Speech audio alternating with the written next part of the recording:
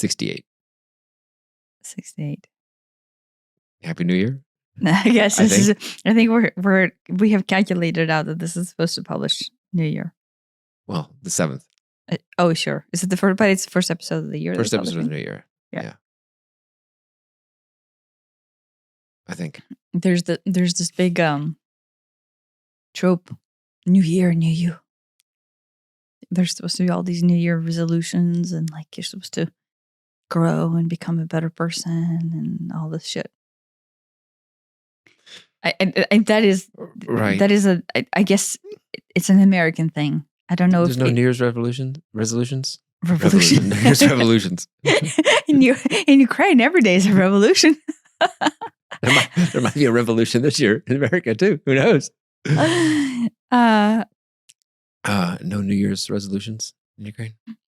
Not, I left young, so no, and I don't ever remember like this. Like, oh, you make. I do remember, like, New Year is the same thing as Christmas as far as our celebration was concerned, and so we would, like you kind of make wishes into the year. You kind of make hopes, right? You kind of reflect on your old year, and you kind of make. So in the essence, it is kind of like reflectory, reflect on self and like your life. But it is not a trope like it is in the United States. I'm going to lose 10 pounds and go to the gym every other day and right. make $1 million. How many people like subscribe to gym memberships come January? Yeah, right. It's the time to own a gym. But it's really the only time to own a gym for a 12-month contract. Lock them into a contract. That's right. Because come February, you're not going to the gym. Yeah. Come mid-January, you're not. Yeah.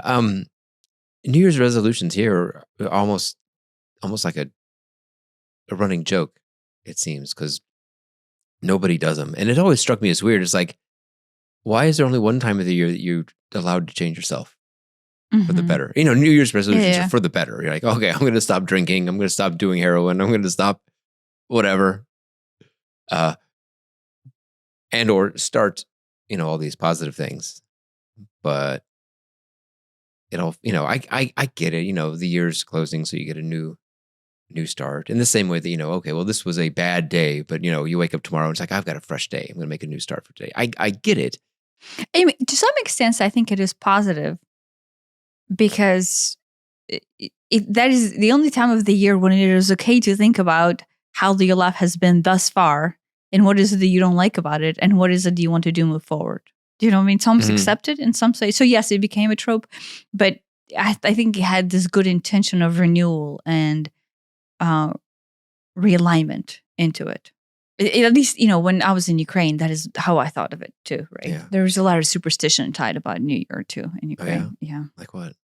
Like how you spend a New Year's Eve would reflect the rest of your year. Oh, yeah. So basically that panic to like actually celebrate it and make sure that you're happy and make sure that you are whatever your pain body is. You were basically chasing away all of that, right? And then, staying up all year long. Chances are whenever we would publish this, a week ago, we were not staying up. No. We were probably asleep. Best case, we set an alarm for 11:58 and woke up and went, have a New Year. Yeah. We've done that a few times. After I found out that most of my New Year celebrating was stemming out of the childhood pain body of like having to, like I needed to go a certain way in order, because, then the rest of the year depends on it, right? Like how stupid is that? After that, it just completely discharged itself. And then I thought, why? I have no desire, no need to do anything other than what I want to do, which is sleep.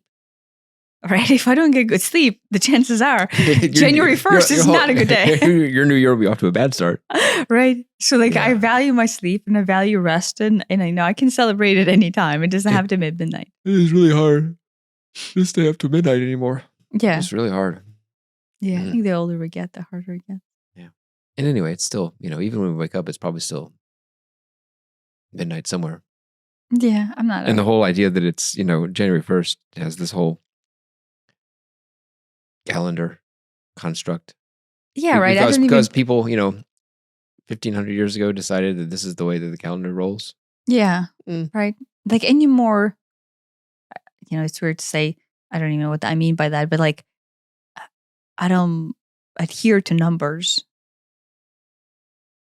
I don't know what that means, Your but Honor, I just don't adhere to numbers. 35 miles an hour? That's really meaningless to me. Fair enough. Not guilty. or like, yeah, the numbers are just very pointless at this point. You wouldn't make a very good accountant. And no, I don't think I would make a good accountant. I was really good in accounting and finance back in the olden days, back when numbers mattered. Numbers mattered a lot. Yeah, numbers matter a lot. And then now I'm like, yeah, or like, it's like even like days of the weeks. You see, it does seem like the things that do kind of make sense anymore is like cyclical nature of like lunar cycles, like solar cycles, yes, but of course we assign number to it. But like this larger scope of movement, right? Like natural movement of celestial movements, like change of seasons makes sense. Do you know what I mean?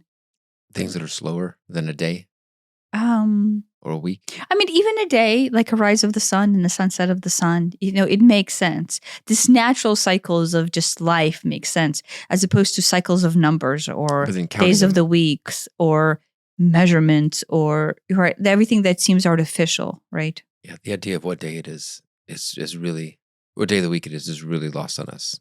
It's just the weekends stand out because we don't have to wake the kids up for school. And then the weekdays stand out because we do. And but what day of the week is it? Yeah. One of the school days. I don't know. Yeah. It isn't even weekdays and weekends. It's school days and not school days. Mm-hmm. Yeah. So during the summer, you're like, whoa. I have no idea what day it is. And they all blend together. But that's fine, because what difference does it make? No, it doesn't make any difference. Yeah. I guess, back in the olden days when we used to have corporate jobs, like Monday through Friday was a very stressful time.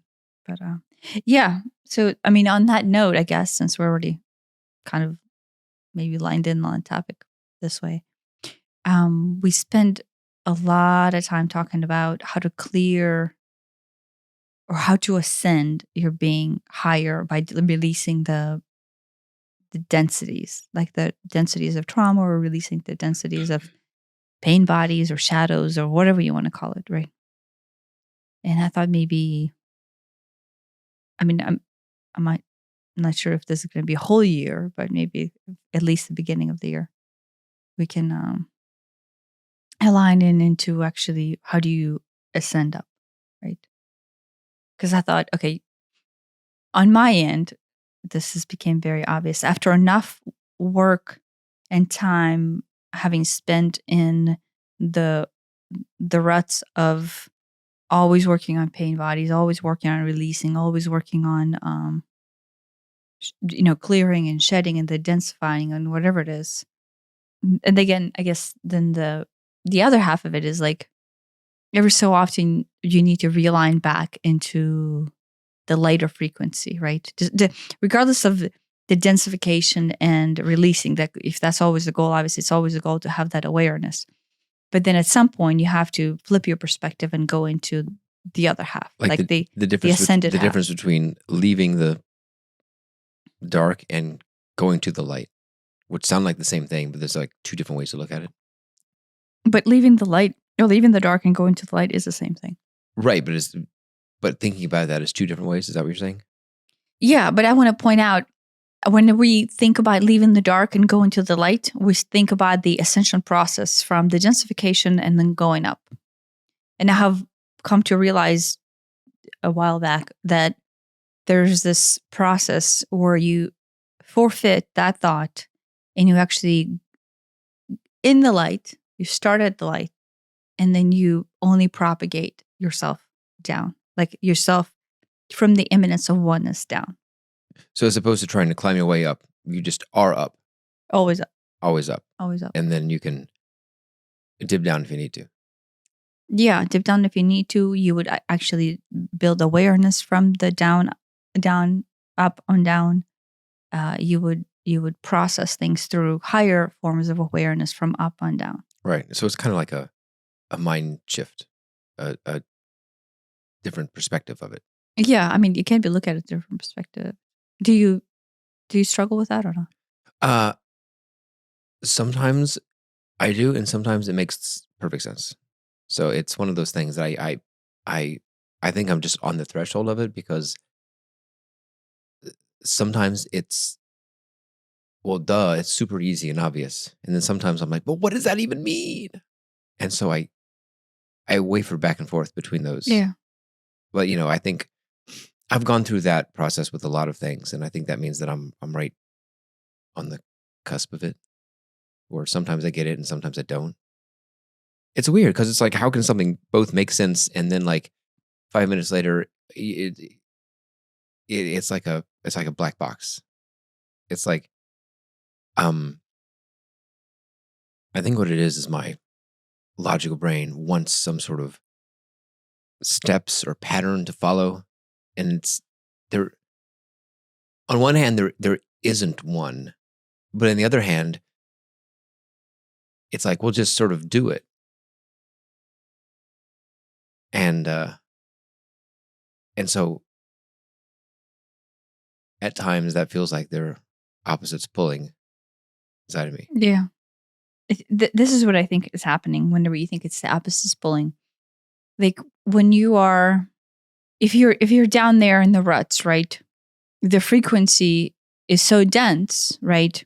That seeing past the current set of circumstances becomes impossible because the density is so low. Yeah, I guess it is true that it is harder when you're down there. That So does make it harder. When But you go like, even when I don't even know what that means, is because you are in complete thought of the densified form of lower vibrational patterns of fear, of unsafety, of unloved, and whatever that chart, once again, that we're referencing in that David Hawkins has in his books. And so when you're there, you almost can't even see the scale. You can't even see the progression. Yeah. But if you go up higher, right, then to some extent, it becomes very apparent that the density of the higher are so high in vibratory frequency that there's not even such thing as fear, as scarcity, especially if you spend enough time trying to understand why you're in fear and why you're in density of scarcity or whatever. Then you're like, oh, look, I'm there again. And if you're already higher and you go, oh, look, this is where I'm trying to go, then it's very easy to go, oh, yeah, I'm not going to let the thread go down there. And I'm just going to allow the love and care that I have for myself to come through.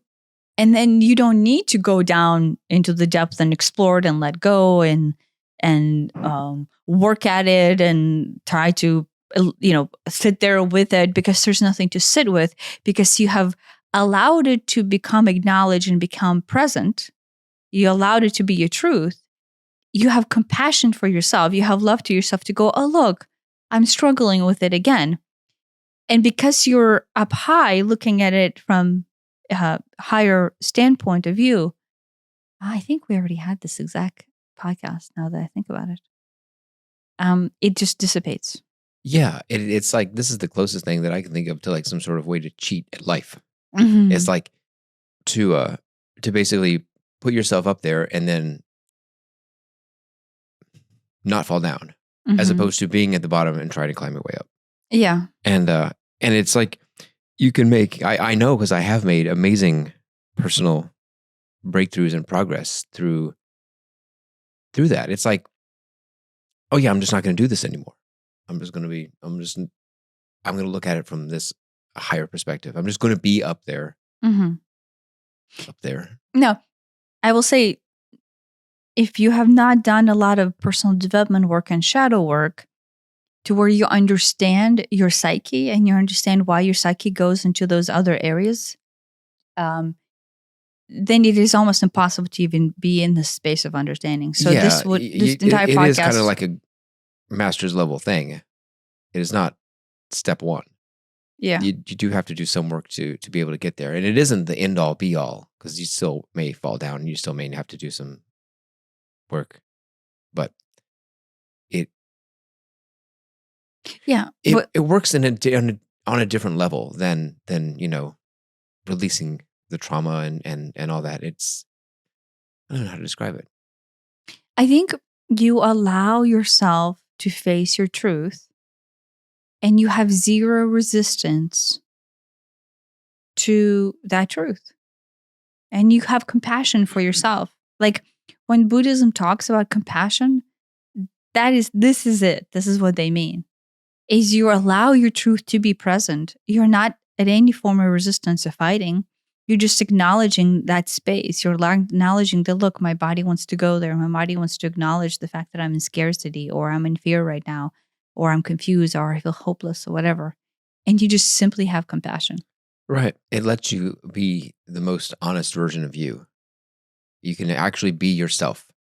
And, at the high level, yourself is this, being of light, and all that bullshit down there doesn't exist at that level. But then at a different level, it's like, well, there's bills and taxes and bill of the office and, numbers and all that stuff that can drag you down. So you get to experience the lighter version of you and interpret the lower version of you from that space. Yeah. Everything that I'm getting right now basically has humanity on that trajectory at a very sped up rate. And so like everything that will be happening and will be going in our lives will come from that space. So it's kind of interesting to experience. I guess, do we want to talk about how you would go into that space? Yeah. I guess something that always works for me is one, meditation, obviously. That's the easiest one of them all, right? To pick a meditation, or to either a guided meditation, which I recorded a lot of them, or just on your own, where you sit in a space and you allow yourself to feel the extent of the current moment, right? You allow the current moment to be present in the now. And then when in that allowance, you practice basically acknowledgement of everything that you might be feeling. And then after that, you basically very quickly can ground into Mother Earth. And then at the same time, also, I called it ground in too, because to me it's still grounding into the sky. And so you kind of have this unwavering tether that you can connect to the ground and then to the sky. And then you can start to release the densities that you might not even be aware of. You can just sit there and set an intention. I want to release the density that I'm currently holding. Whether it's bothering you or not, you can just say anything at all that is not of my highest good. And then through this meditation, you would just sit in that space and allow it to kind of billow out of the top and billow out of the bottom. Right. Is that very active for you? What do you mean? Is that like an active process, or is it more of a set it and forget it process? I can go either way. To begin with, I felt like I needed to put more intention into all of those things. If I because to me, I have that attitude into awakening. And so I felt like I needed to put more work into that intention. But if I'm doing a guided meditation and somebody else is speaking that, then it's much easier for me to surrender. That's why I like guided meditation so much, is because anytime you're struggling to do something, or you have a need to complete a certain task, such as clearing or like chakra balancing or whatever, it is almost easier to sit there and have someone speak it for you, as opposed to you like consciously needing to put in that effort as you're meditating. Do you know what I mean? Yeah, because you have to keep it. What's next? What's next? What am I doing? What's next? Well, either way, I channel both of them, right? I channeled the guided meditation and then I publish it for everybody to do. But while I'm channeling, I'm actually going through it myself. And so I'm always in this fugue state to where I'm not doing it. Yeah. But when I'm meditating and I'm not channeling and I'm not doing a guided meditation, if I'm just trying to do this on my own, it seems like it is a little bit more work to go through. So that's why I love channeled meditations that I do myself for the recording, is because I kind of go into the third party channel mode. Even though I'm speaking, I'm actually not there. And then that's the result of them, because I think they're just magnificent. completely not biased here, obviously. Yeah. But so that way, I think guided meditation is kind of this little trick. Now, of course, you have to find someone who you like. Like you like their voice, you like their cadence, you like the music that they put in the background, and then you like the length of time that you're willing to dedicate to it, right? And most of mine are, around 30 minutes.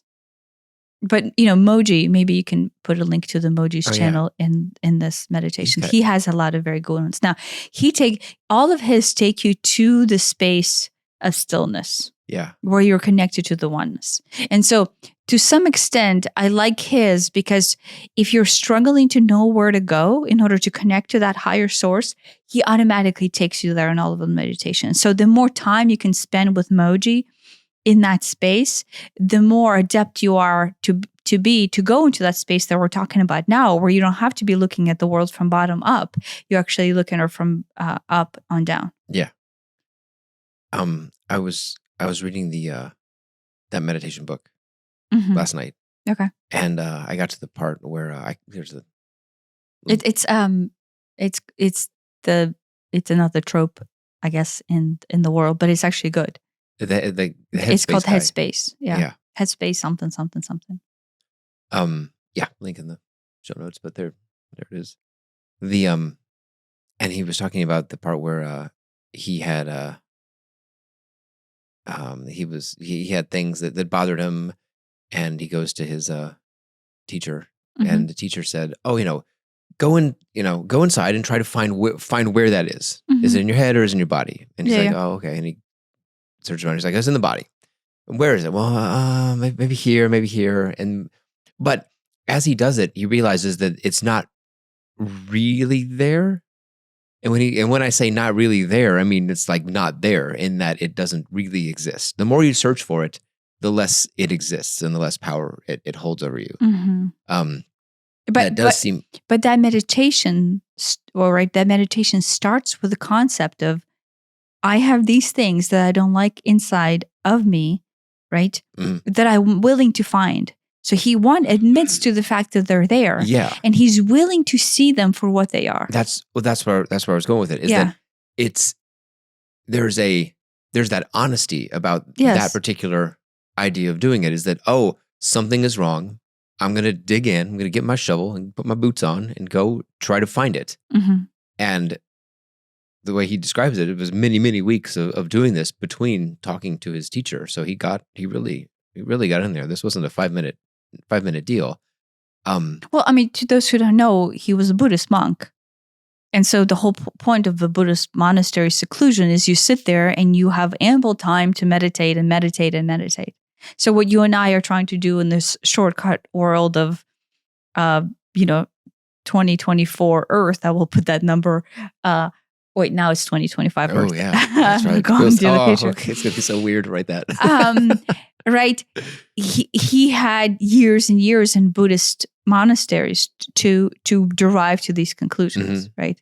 So, and then obviously he wrote this book, kind of not trying to shortcut it, but to kind of let the Western world to have this very interesting understanding of Buddhist approach. Because he ran into all the same struggles that almost everybody else runs into. I'm trying to meditate, but I can't stop thinking. I'm trying to meditate, but there are happy thoughts and I don't want to let them go, and there are sad thoughts and I don't want them to come. I'm trying to meditate and it's just I get bothered by this. What do I do? It's that's what most people. That's what I've ran into over the years of meditating. That's what I assume most people, when they sit down and just try to meditate for the first time, it's it's hard because you're like, yeah, okay, I'm meditating, but I got to pay the bill and I got to remember to pick up my kid from school, and it turns into a thinking. It's a thinking exercise, or worse. Oh God, that the bill in the office said that my chili at the chili competition tasted bad, and what if he's right and I can't? I'm a terrible cook. I'm such a terrible person. That's when my dad didn't want to play baseball with me, and it goes into this downward spiral of I've had those too. I've had every one of these. No. With me, it goes there, and then he said this in his book, and I totally can relate. It goes into like, oh shit, look, I'm not meditating. Once again, my mind has wandered off. I wasn't even aware of it. I've been in this for 5 minutes. Fuck, I failed again. Oh, I guess I don't go there. And I'm like, oh, I failed again. Oh, back at it. Okay, I'm starting over from zero. I love it because what's so beautiful about meditation, and especially starting meditation, is how much nonsense you're faced with that is actually your true reality of everyday life, but you get to see it for the first time when you start meditating. Right, that's the thing, is that it becomes really apparent how much nonsense is going on up there in your mind. I mean, and it's going on when you're not meditating. That's the thing, is that when you are meditating, it just becomes obvious. Yeah, he words it all very well. So I would like highly recommend this book. It's a really easy read. It's super easy. The spirits shoved this book into my head before we left on our trip to Canary Islands. And I'm like, wait, what? Because this is interesting. I want to share this side note. We've been meditating for years now. And it has, I mean, I enjoy my meditation, and I have been recording channeled meditations for years too, right? Like, so this meditation is not new to me, right? But I have never read a meditation book. Like, we went to the Buddhist temple and we meditated there with various approaches. I've participated in other people's guided meditations, and so I learned various approaches, but I never read a meditation book. So when the spirits shoved this into my head, I went, that's strange. I never thought I would be reading a beginner's 101 book on meditation. Like I almost like got taken backwards that this is something that I needed to dive into, right? And then I'm like, but at this point, I'm in that surrender mode of like, it doesn't even matter what the spirits will ask me. I trust the universe so much that I will do whatever. And so I get this book and I end up reading it through the trip to Canary Islands. I read it almost the entire time that I'm not sleeping on the flight there. And then I basically end up reading it the entire time flying back. And so just through that, 7-day window, it's really just the flight there and the flight back, I finished the whole book. And it was such a easy read and such a powerful book. No, I did not necessarily partake into the 10-minute meditations. His whole point is just start making this your pattern in order to bring awareness into your life 10 minutes at the time. Yeah. That is his sales pitch. So, I mean, so far, all the I don't know what they call it, exercises, I have done those exercises in the past. I know exactly what they are. Yeah, but what I love is his stories. I love his stories too, because they're very relatable. They're like, oh, here's this guy who's for I think years at this point been a monk, or on the process to being a monk. I'm not sure where along the line each one happens. Mm-hmm. And it's like, okay, well, he's having the same problems that everyday Western people are having. Mm-hmm. Yeah, but at monastery, what's interesting is you spend time going into the place of contemplative being, to where it's okay to face whatever. The whole goal of monastery living is you go there to seclude yourself from everyday world, so you have time and space to do deep digging. But in our world, when he came back to the Western world, I think he's British. He basically says, okay, well, guess what? Most of us don't have the luxury of disappearing into monastery for 8 years at a time, right? Or 3 years at a time, or 2 years at a time. And then even those who have the luxury of going there for a week or two for a retreat, then come back and we're still faced with the same issues. So what we need to do is we need to have a sustainable approach to always evaluating and bringing awareness into our pain, body, and trauma in this scenario. So then every day is almost like a meditative session into awareness. And that's his, I don't know if he says that, but that is, I think that is what his goal is, if he doesn't say that out loud. I think he maybe approached it originally from the goal of, I want to get rid of these unpleasant things in my life. Yeah. He was running away from, because there were a lot of big tragedies that happened in his life. And he flat out says that he just buried them down and tried not to feel them. And then later which is normal. That's what we do. Quite literally. You know what I love is right now the amount of information out there that says that in different ways, and how much acceptance everyday public has with that is becoming so ample that the stigma of just going into complete awareness of your pain and trauma, I think, is completely disappearing. And at one point he's talking to his teacher, and his teacher's like, "Oh, you like the happiness, yeah?" He's like, "Oh yeah, sure." And you don't like the sadness. Oh, yeah, that's true. He's like, what if you could just completely get rid of the sadness? Oh, that sounds great. But you also get rid of the happiness too. And he's like, "Oh." And it's like, because they come together. That's the package deal. You get happiness along with sadness. And this whole process of awakening, the whole point of meditation, the whole thing of all that is not to get rid of the sadness and only keep the happiness. It's to be content with what is, however it is. And in doing so, there will probably be less sadness and more happiness. I think that's kind of how it ends up flowing, at least how it has in my own life. But that's not the goal. Yeah. That's almost like a byproduct of it. It's okay when bad things happen, and at the same time, it's okay when good things happen. It doesn't, don't grab them. The whole point of us talking about this is anytime you are in form of resistance, right? Which is what denial... resistance, and I don't want that. That's resistance. Or resistance, give me more of that. That's its own form of resistance. In maybe the opposite way. When you think I want more of this, the truth is I want not the opposite. I want not the opposite. Yeah. So then, you're still in resistance, right? Yeah. So I hope, I don't know if you're going to get this out of it, but that is what should come out of the book. The more you spend in any sort of form of resistance where you identify, oh, I want the good things or not the bad things, or here's these dark things inside of me that we don't talk about. We don't go there, right? Or like, oh no, I don't want to acknowledge this about myself. But deep down, it's true, right? The more time you spend resisting the density that is 2025, it's gotta come up. Guess what? There's no way to keep it down. And it's amplifying right now so much. That resistance is basically what's keeping it there. It actually keeps it continuously being present.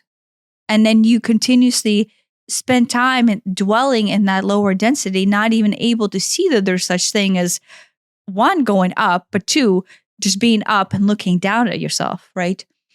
That you're just lost. You're lost. And it's a really dark place to be. It's a really difficult place to be, right?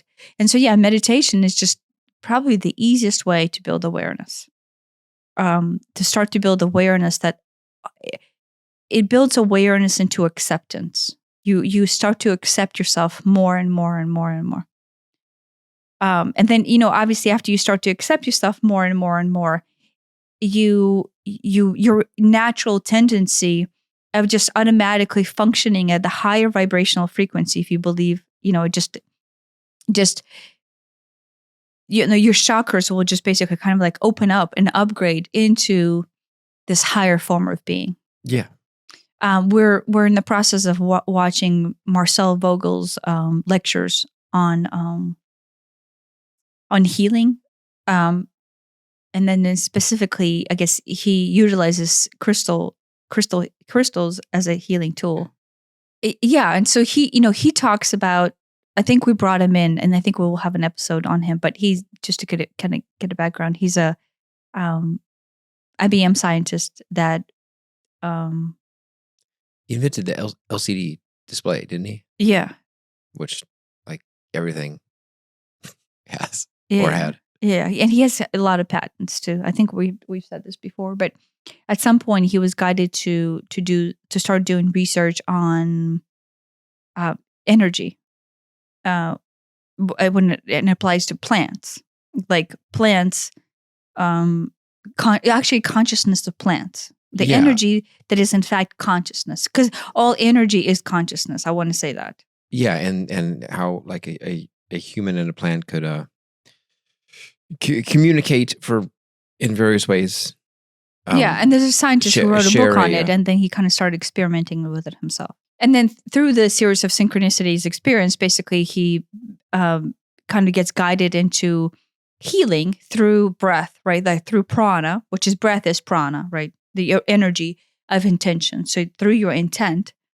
And then of course he introduces crystals. And so a lot of people know him from his crystal work because he developed a Vogel crystal, which is a double terminated crystal based on the angular structure of a female and male terminals. But that is just his tool that he used to propagate the natural force of energy that is the prana that we have within us, and he just used it, in the kind Isn't it also the same angle as the pyramid? Yeah, the one of the angles is the same angle as the pyramid. The Great Pyramid, yeah. Yeah. And then honestly, I don't remember if it's the male or the female terminal. So it's basically he uses primary quartz crystal, and you can technically use the one crystal that has the flat bottom, and then basically the point at the top that is the male, right? The male is at the top. Is that correct? I don't remember. So. If we have an episode on him, I'm sure we'll figure this out better. But then in his case, then he uses the female to allow the energy to transport out of the body into the crystal, meaning the female as an energy force that brings the energy forth, and then the male that then points the energy forward.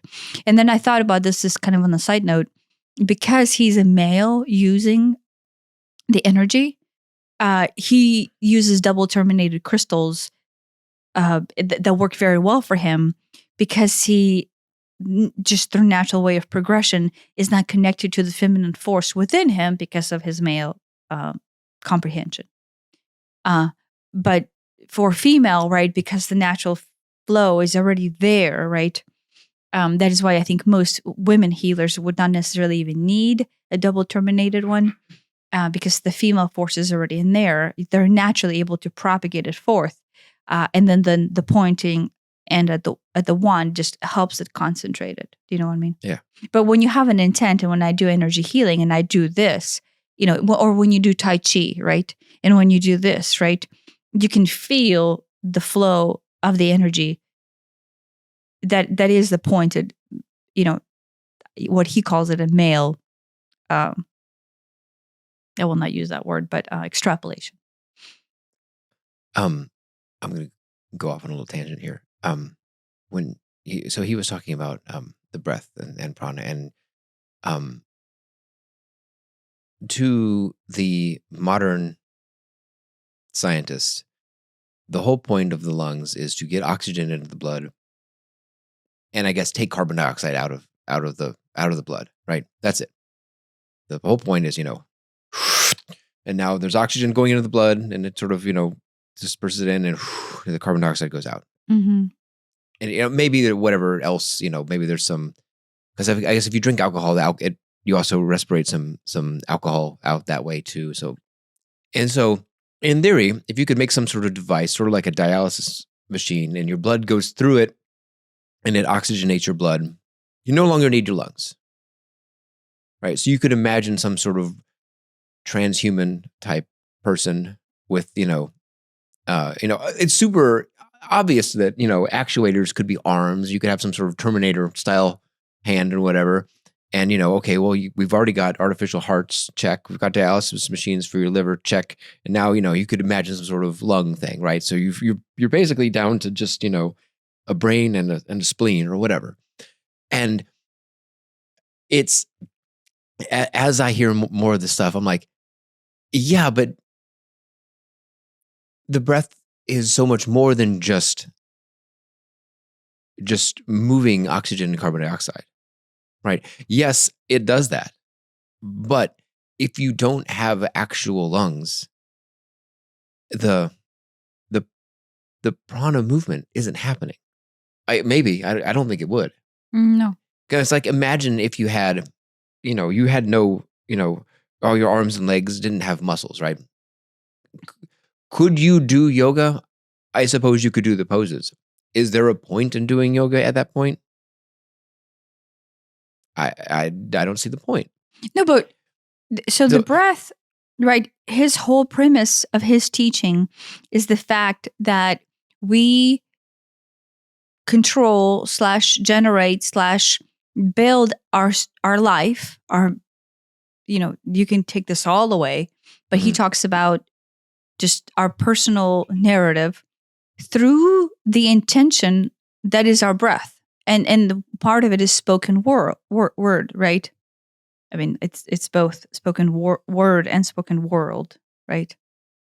It's interesting because like whenever I was naming my book, I named it Word of Change, but it was also World of Change, and the concept, even though the book is named Word of Change, I realized that the book itself has a frequency of both, because my book is just one big frequency dump, not in the garbage type of way, but like in the download.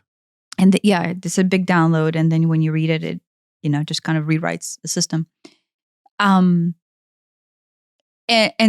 so I thought that even though I'm choosing this word and I'm putting it on paper, right? I found paper, but right, whenever Amazon prints the book, or whatever the Kindle downloads the book, it is word, but like the word is programmed to be both world and word. Do you know what I mean? And then like I couldn't understand, in this case, the intention of the word is embedded with the code that propagates this larger narrative.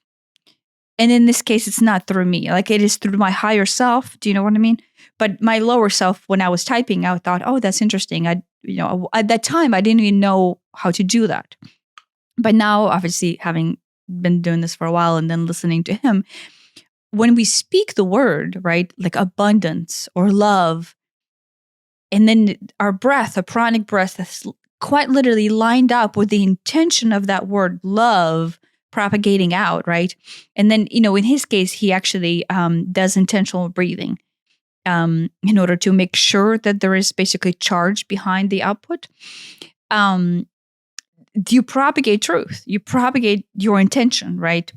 Now, we do that every day. And we do that actually mindlessly, and this is the bad part, is counterproductively to our own actual well-being. Oh, I'm never going to get the job. Oh, I'm going to, So we say it out and then we manifest it. Yeah, we're just manifested. And then there's so much charge and density. I'm such an idiot. The density behind it, right? Because like density that gets propagated on the negative terms is so much higher than the terms of love, right? Because it's overriding our system in fear, that gets manifested and developed like that. I mean, the time difference between us saying something that we don't want to happen out of fear and then it propagating into truth is almost instantaneous, or it's going to become even more instantaneous. How about that? Because the narrative is just basically going to come into fruition more and more and more, right? And so, he points out, to the extent is we are in charge, we are quite literally empowered through our own word, but we choose them carelessly. He doesn't say that, but that is what I want to add. And so the reason why I bring in Marcel Vogel is another very, very good way to go into higher vibratory frequency is to draw awareness to your breath.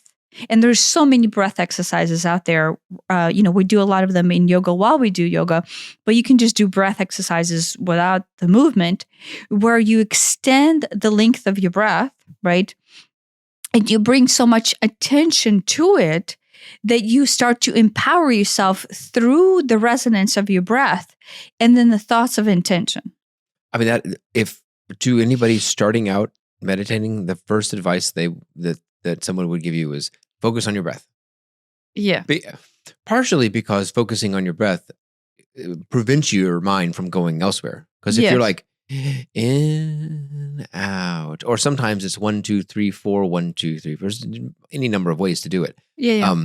But it's hard to think about Bill of the Office when you're doing that. If you're really focused on that, it's hard. It almost distracts you. Yeah, and to begin with, when you're first starting this process, sometimes, at least for quite a while, it's just a matter of distracting. Mm-hmm. If I do enough of the things to distract myself from my regular pattern, I can break that pattern. I can break the pattern. You're just rewriting. You're just giving yourself something else. To begin with, like what Kriya Yoga is, right? Or Kundalini Yoga is, that is the goal of Kundalini Yoga and Kriya Yoga. It is so potent and so all-consuming, right? That you basically you can't even go anywhere else. Do you know? Because it just throws so much in you between the movement and the breath and the holding of the breath and the pumping of the body and all that. This is with Kundalini. And with Kriya, it's just holding your breath, which is super potent because what it does, it just arouses panic. And when the most potent time for change is when you're panicking because you can't breathe. And so Kriya Yoga, that is the tool that they use there. It's just because the prolonging of your breath draws more awareness, but what it initially does, it brings more panic to the front. So you're shedding off trauma like that with Kriya. Wait, something else just comes into mind that does that. Oh, sound toning, right? You and I have been trying to do more sound toning. Mm-hmm. But that's the same thing. If you do more sound toning and try to prolong your breath, you get that same panic. Yeah. At least for me. But yeah. Plus you get to bring a sound into the world. Yeah, right. But the sound and the toning that you're doing through sound toning is usually this higher vibratory states of resonances that start to override your entire system, especially the Sanskrit tones that you and I did recently. And so you like bring in these higher vibratory things into your system that naturally have you going up, and then you start to draw more awareness on your functionality whenever you're drowning. Mm-hmm. So you spend less time drowning because you're able to see yourself and go, oh, look, I'm on the pattern of trying to drown. Yeah. And you give yourself compassion and love. So in this case, through sound toning or through breath practice. But again, you and I do that through yoga too, because our yoga practices usually combine breath and toning into some way. Yeah. There's another really great, easy meditation is just, take a breath and then make a very long, extended tone. Oh, tone, yeah, tone. I mean, or exhale. I mean, with or without the tone, that's, but like, and just roll through the vowels. Ooh, ee. Just go make, stretch it out as long as you can. Yeah. It puts you in a state.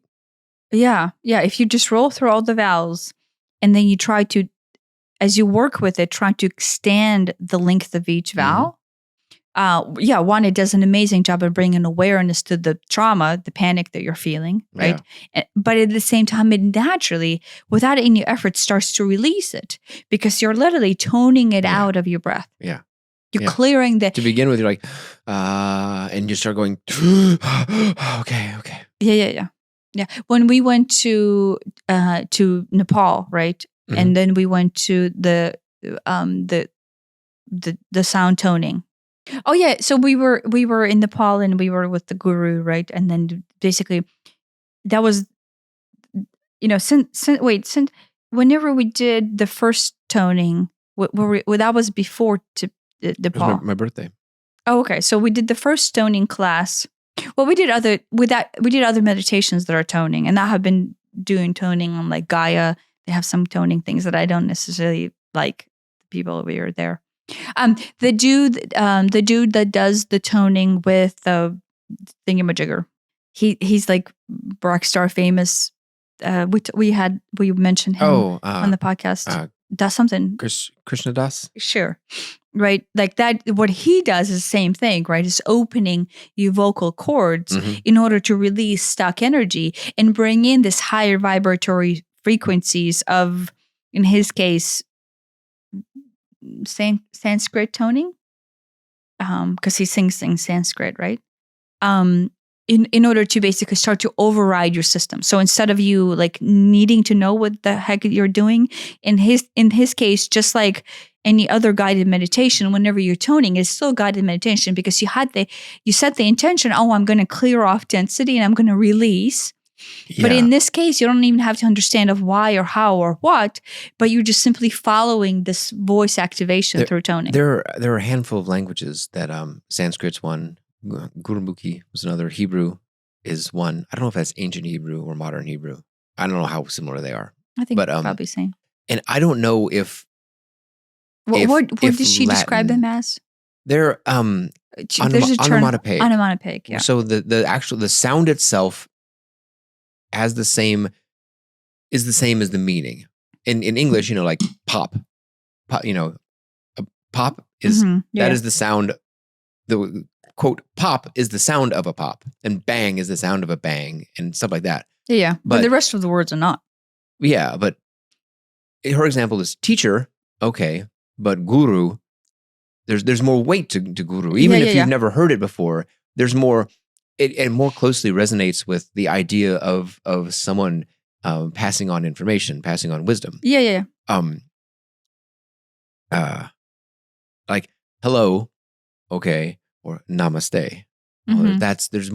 There's more weight to that. Yeah. Well, if you're an energetically aware person, it actually carries an energetic frequency that breaks through the cognitive processing and overrides the need for cognitive processing. And even if you're not, it is more effective at, it could be in French or it could be in Sanskrit. And if it's in Sanskrit, it will penetrate deeper into your psyche because of that. Yeah. I think that was the goal with keeping the Mass in. That was part of the goal of keeping the Mass in Latin for the Catholic Church. For the longest time, Mass was in Latin, and nobody understands Latin. So the priest is up there, blah blah blah blah blah blah, Yeah. and everyone's like, okay. With the chanting, but I think the other part was for control. Yeah. But all the singing and the chanting in Latin, you can feel that. Mm-hmm. Just speaking in Latin, I don't necessarily agree with that, but the chanting in it, really, it's moving. And I'm not Catholic, but there's something powerful about that. I have always been Gregorian drawn chants? to Gregorian chants. Yeah. Like, but maybe because I grew up in the Greek Orthodox religion, around the religion, not in it, but around it. And so anytime we would go to church, the Gregorian chant is always present, right? And there's just, what it is, it penetrates past the psyche, past your cognitive, and it goes into the subconscious and starts to rewrite very, very deeply ingrained belief systems without you having to do anything. As long as but this is the key. You have to acknowledge that there's something that you want to change. You have to be open to change. You have to be receptive to somebody else's intention of love, right? So you have to trust them. And then you have to allow their intention to actually penetrate into you. And only then it works. So you go in there, oh, there's the stupid singing again. Not going to work. I mean, same thing with meditation. Like if you go there, you're like, oh, here I am, have to sit in there for 30 minutes, try not to be an idiot. Not going to work. Combined with the fact that churches, especially the impressive churches, are very frequently built on ancient sacred sites and ley lines, A, and B, the physical structure. They're all built to a sacred geometry, and they resonate both energetically and sound wave wise. To amplify the energy. Yeah. So that makes it extra effective. Question: before you answer, I want the listeners to think about this. When you hear or think of a Gregorian chant, where is it taking place? Imagine you. Wait, I grew up with it, so my answer is completely skewed. Like, if you hear it, does it take you somewhere? Oh, with me, like, does it take me somewhere? Yeah. Ooh. It takes me somewhere, and it always has taken me somewhere. I don't want to say it until after you say it.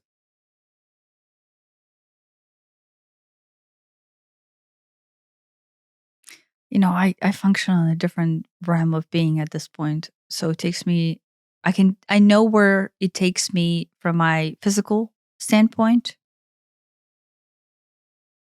Do you know what I mean?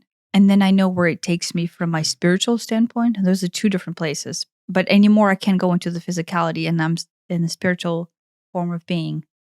But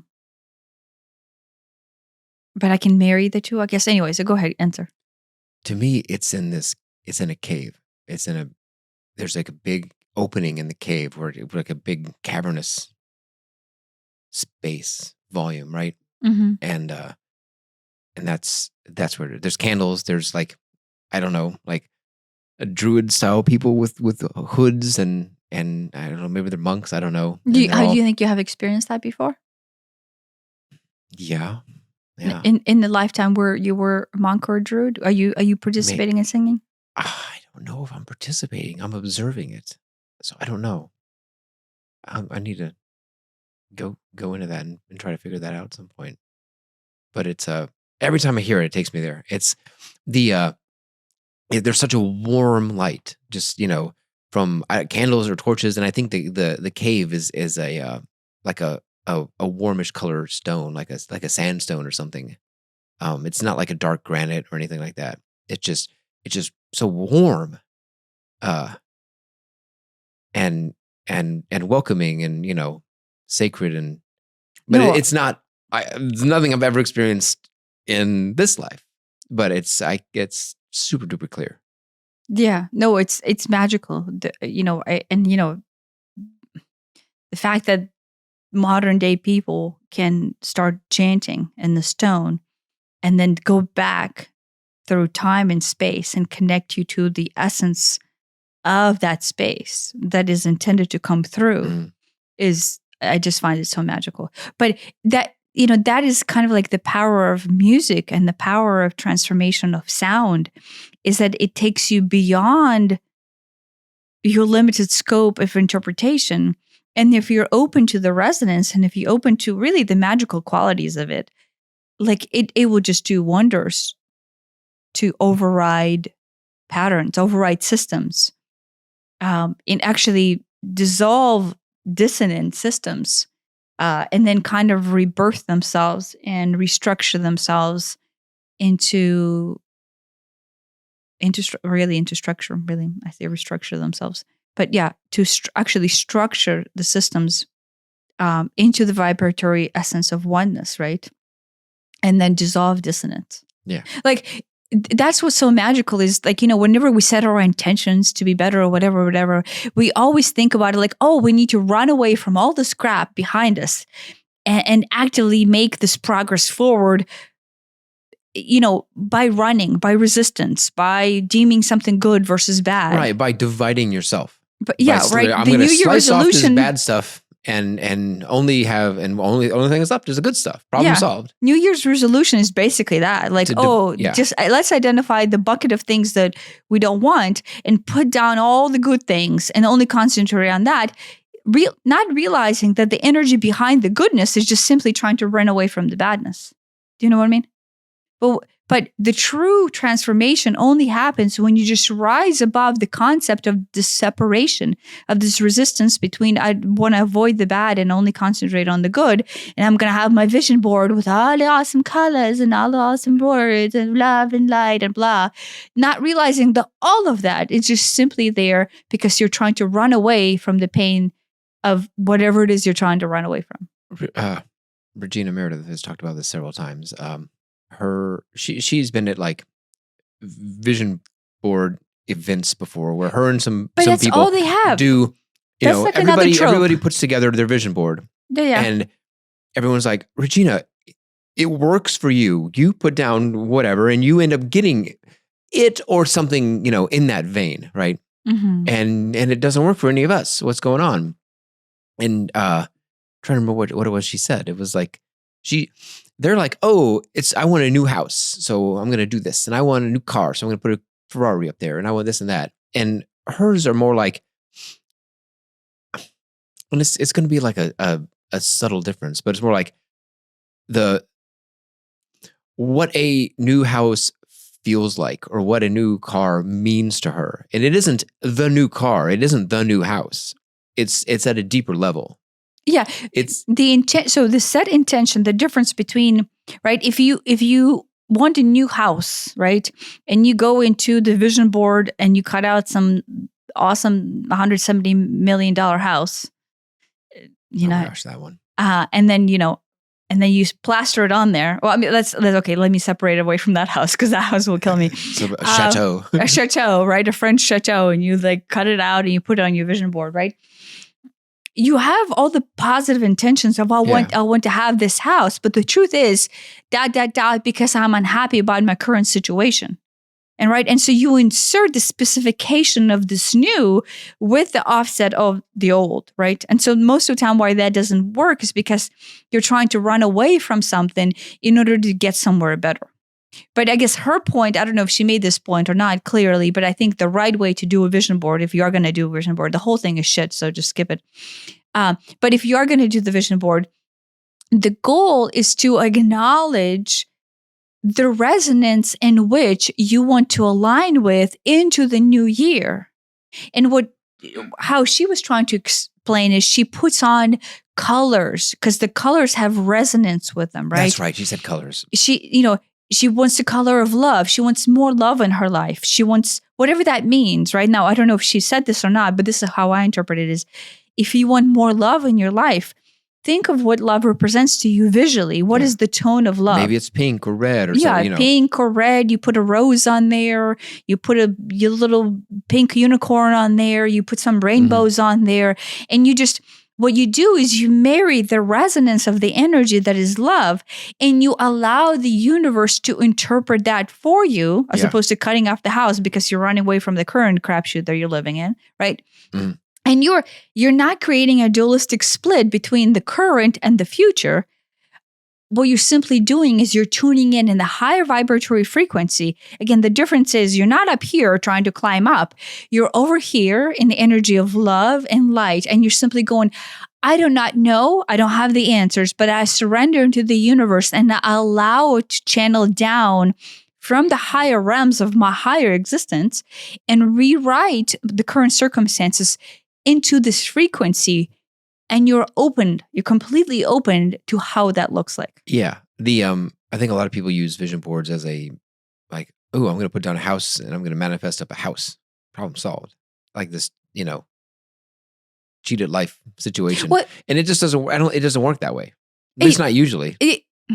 If you put enough energy into certain circumstances and your density, your entire density is just completely fixated on it.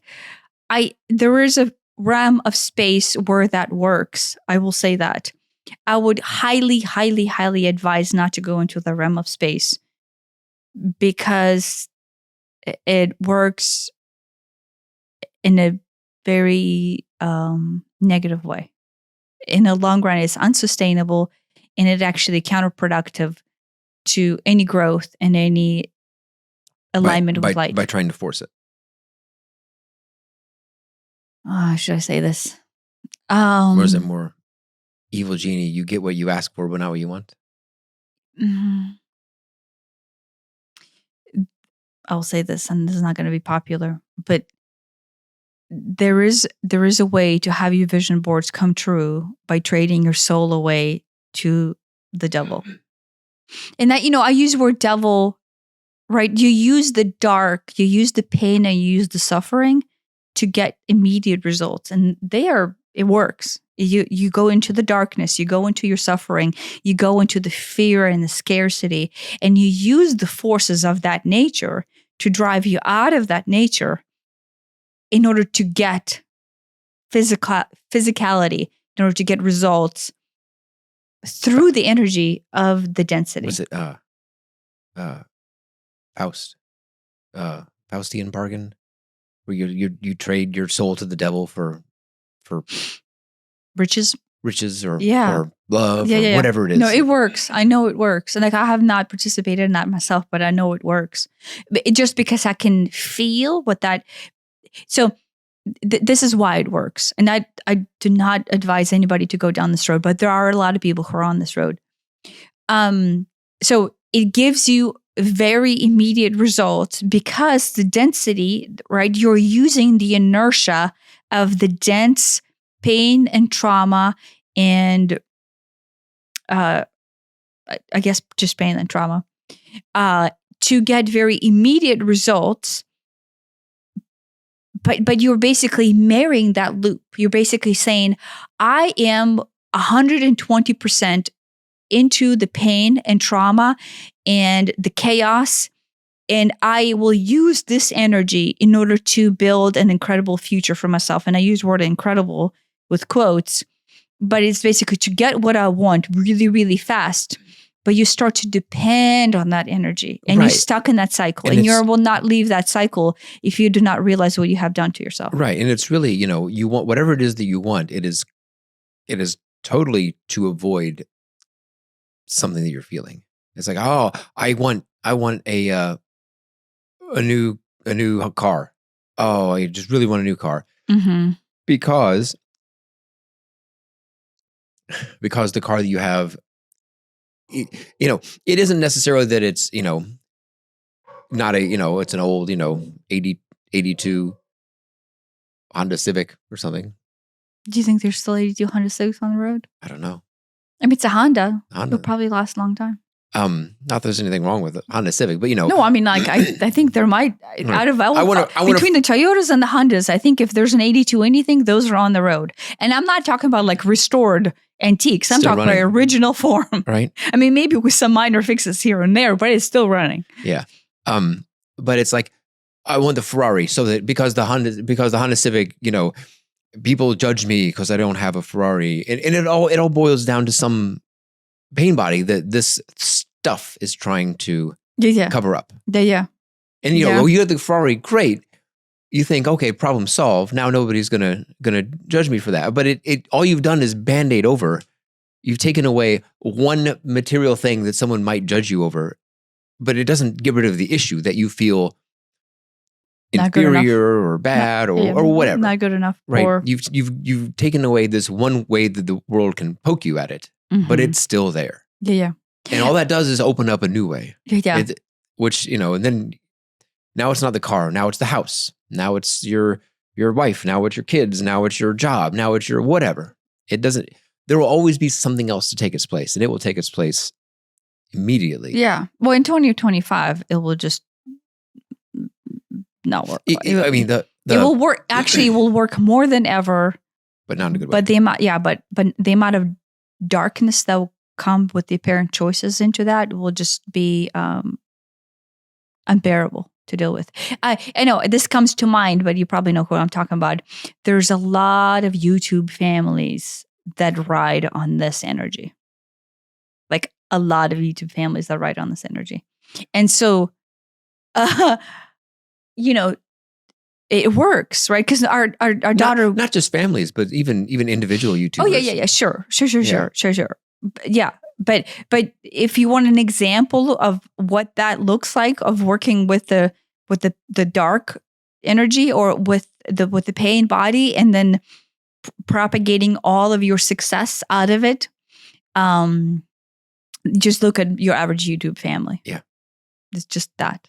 There've been all kinds of laws recently. Some are state specific, but like if you have a minor that you're basically exploiting on YouTube, like some percent, and I think it's calculated by how much time they're on the screen or something, some percent of your revenue has to be put into some sort of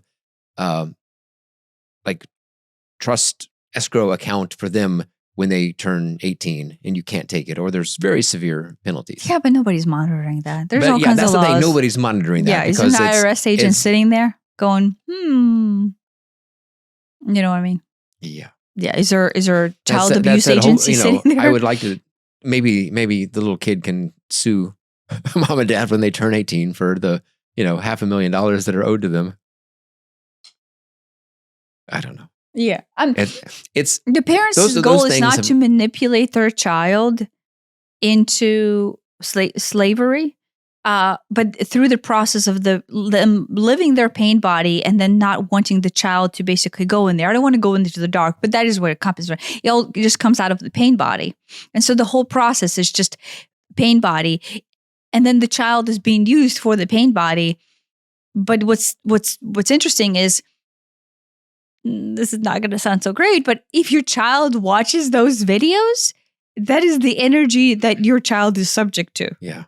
And so like if your child is intuitive, like which our daughter is, and then all of a sudden you look at her, you're like, what the heck is happening? I don't know where this is coming from. Chances are she watched some sort of YouTube video that overrode her system, because the energy that, we're so blind, and up until 2025, we have not been familiar with what it is like to actually have this energy be very apparently affect you in a very visceral way. But it has always worked that way. Only now we're coming to the surface of recognition. I'm like, oh, look, this dude is having a bad day. I spent some time around him, and all of a sudden I feel like shit. Duh. Now it's becoming obvious. But, hundreds of years, we've lost that knowledge. We lost that apparent etherical propagation of energy. YouTube videos are bathed in them, right? Yeah. Our daughter watches a lot of stuff on YouTube, and some of it's okay, but so much of it is just it's just bad quality stuff. Just from I'm not even talking about technically. I'm just saying it's just trash. But B, so much of it has these really negative just messages in there too, and it's yeah. There's some this is I'm pointing this out because this is the epitome of a disservice. There's some guy, he's Indian. I don't actually, the fact that he's Indian has nothing to do with it, but just as a segue into, he's very popular, extremely popular on YouTube. And he does these like scenarios of like having like these families and people going through hard times, and then you're supposed to learn something out of it. Like on the decent, on like the surface level, it's supposed to teach you a lesson through this hard scenario that he designs with these child and adult, D-level actors. Is that one? No, that one's not. That one's live action. No, in this. Oh, so this is not the animated ones, but there's a lot of animated ones that do My this. Story Animated. My Story Animated does this, but this guy is basically that in real life, and he's in Hollywood, so he uses these failed actors to go into the scenario. But his entire pain body, I guess, point him out, because at the top of my mind, this is the number one disservice to all children and humanity as the whole on YouTube that I can think of, because it's a very much children targeted channel. And his entire energy that he propagates into it comes out of his personal pain body that he does not address, it does not process. And then the money that he makes out of it is, for all intents and purposes, is designed to help people overcome their trauma and to see the good in the world. But the energy that is in it, is embedded into it, is what I just talked about. It's basically the opposite. I will just say it, the opposite, but it's marrying of the devil. And then is propagating devil, let's say. Like, I don't actually believe in devil. I believe the devil, to me, is you functioning in the lower vibrational frequency of unawareness, where you're just simply living out of the pain and trauma of your unprocessed trauma. And then everything that flows as a creative source into life is basically just flows out of that, right? And your goal might be love and light, but it's flowing out of your personal blindness that nothing is of that energy. Do you know what I mean? The goal of our channel is basically to offset that. Not because it's bad, it's because to teach people how to bring awareness into the personal trauma, so then day to day, you're not subjecting 8 billion people to your bullshit. Yeah. And then in his case, he's subjecting 8 billion people to his bullshit. So, right. So in the meantime, obviously, it has very large financial gains because it has a lot of inertia. And then, in fact, he goes into the cumulative morphic field of the pain, body, and trauma, and he uses that as an inertia, right? The fact that the channel continues to grow and propagate and make money is actually inputting inertia into it, right? And it allows that entity to grow, right? But that's how it looks like. So yeah, that's the negative part, but not from the bottom on up, but just to show you how blindness looks like. And it can carry, right? It's overwhelming. You almost are, in the most people's cases, they have no clue. I will point out this he is in no way aware that what he's doing is actually propagating negative energy. To him, he's actually very much on a version of love and light. But because he's in complete unawareness that he's doing all of this from his personal pain body and then trying to monetize on other person's narratives and personal pain bodies, he's not aware that the net outflow of the channel, and same thing with My Story Animated, is actually propagating darkness. My Story Animated is a little more obvious because they oh my gosh, they're bad. Well, no, he does the same thing. Oh yeah, I don't know if I've live seen action. Like, what does live action mean? Like film, humans, people. Yeah, people. One, failed actors in Hollywood basically see him as, oh look, I can make some money in acting. What is that? Right.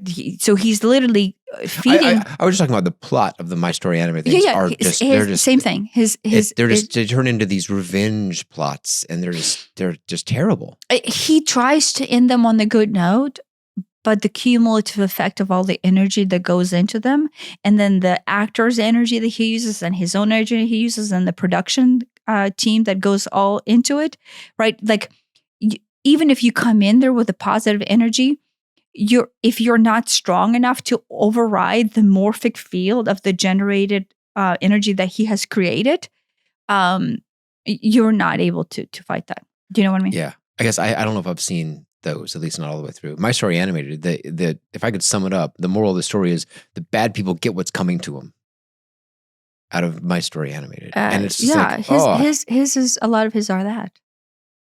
The bad guy learns his lesson. There's some forgiveness in there, but it's not wholesome. Yeah, it is definitely not wholesome. Yeah, no, it's right now. Like I'm. So here's how you don't have to fight this, right? There's no fight. You don't need to go and fight this. What you need to do is you need to recognize what is in me that is being drawn to and is an assimilation to the output of this energy. And if I am drawn to it, and if it's like somehow not positive, right? Sooner or later, the non-positive will be very apparent. Like if you're drawn into it and you're like, wait, but this doesn't seem good. Like it doesn't make me feel better. You will start to become aware of that more and more and more. And the only thing you have to do, you don't have to fight it. You have to go inside and go, what is it inside me that is causing me to be in alignment with this energy? Is there something that this is trying to teach me? The fact that I'm trying to sink in with negativity. Yeah. If I'm friends with Bill at the office, but Bill is not a great person, what is it then inside of me that is drawing me to Bill? Right. And no, part of that might be to cut those things out of your life. Like, if you watch the news, it probably doesn't make you feel great. Yeah. There's very few, hey, puppy got rescued, rainbows and butterflies stories on the news. It's, death and war and famine and all these terrible things. That's what the news is. There's nothing good on the news. And you know what? Those events are or are not going to happen whether you watch the news or not. So being aware of them is just adding more psychic energy into that situation. That is different from, you can send love, you could send money, you can do things to try to alleviate situations. That's a separate topic. But watching the news isn't really great for anybody's mental health. But if you're drawn to the news, or if you're, realize how it makes you feel. And it's probably not great. And maybe cut out some news, or at least limit your time, or whatever you can do to reduce that. But what is it that is drawing you to it, and how does it really make you feel, and why is that? Yeah, it's interesting that you bring this up. Like we used to donate a lot of money to charities, and looking back, I thought, to me, it was coming from the pain body. Besides the fact that regardless of whether it's a right or a wrong thing to do, a lot of it on my end was originating out of, oh, look, there are animals suffering, and that's spiking me. It's really, really spiking me. Oh, what can I do to alleviate that suffering? Because ... I could really relate to the suffering. And I feel like I'm the animal who's suffering, who has not been saved by the world. And I sure do not want them to feel the exact same crappy way that I have been feeling. Let me save myself as a child by saving these animals. Right? If only I could save all the animals, then I wouldn't feel so bad. Then I wouldn't feel so bad, right? Yeah, but like, it is okay to want to save the animals. But disconnect that. But again, I have to become aware that, oh, look, where is it actually triggering me? It's triggering me is I see myself that I was that animal that was never saved. I am the cat on the front of, at the side of the road in Georgia on I-17 who is stuck, feel helpless. She left, and needs to be rescued. And because I was never rescued. I was feeling hopeless. I was feeling abandoned and unloved and unsafe. Right. And I was stuck on the side of the interstate and I had nowhere to go. Right. And rescuing the cat may still be the right thing to do in and of itself. Yeah. Disconnected from how you relate to the cat. Right? It's almost I saw myself in the cat. Things. Yeah. When I saw her on the side of the road, when you saw her on the side of the road and we ran out on the interstate and we decided to rescue her, that was really much at the forefront of my thought. Like, oh, look, I see myself in her. Right? I am that trapped animal, quite literally, in the median, on 2 lanes of highway there and 2 lanes of highway there. Running down against traffic, trying to wave the semi-trucks into the other lane and hoping, please, cat, don't run that way into the traffic. Run this way into the median if you're going to run at all. Oh my gosh.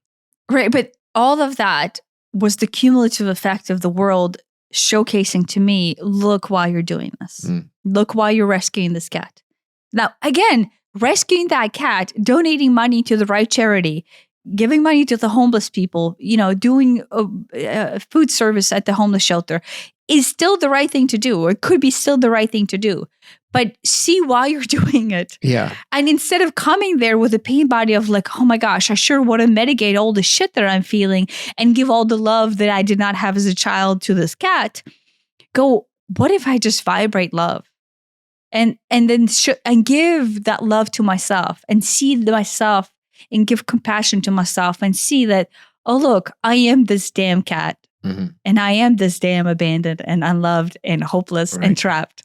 Because it is. And it's okay. It's okay that I assimilate myself with this cat and I can let go of the pain and simply go, you know what, Haley, when I'm crying for you, I'm actually crying for myself. And, that is, it took me, it took us a long time to recognize that. We're coming on, when we're recording the podcast, we're coming on to, we got her December, whatever. But, when this is published, we had her for over a year and 1 month. But now we're almost a year. We're coming on to a year of having her. And it took me a long time to allow myself to cry for myself as a child when she was a kitten and I was trying to protect her from the damn world. Yeah. Like, that was it. Like, I'm like, oh my gosh, I'm just me. This cat is fucking me. I cannot even separate this cat from myself.